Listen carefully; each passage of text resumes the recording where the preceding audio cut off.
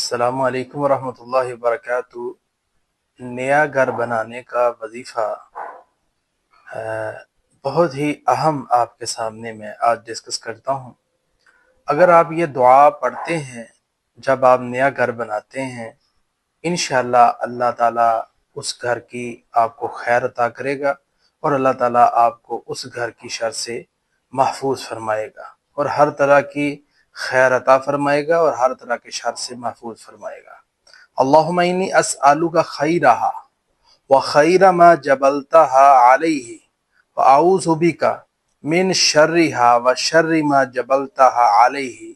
یہ حدیث سنن ابی داود کے اندر 2160 اور سنن ابی ماجہ کے اندر 1918 نمبر حدیث ہے۔ ناظرین، اس دعا کو پڑھیں، اور آپ کے سامنے الحمدللہ اس کا پیج بھی آ گیا ہے۔ انشاءاللہ تعالی اللہ ہر طرح کے شر سے اس گھر کے اندر سے جتنے بھی شر ہے اس کو نکالے گا، اور جتنی خیر ہے وہ آپ کو انشاءاللہ عطا فرمائے گا۔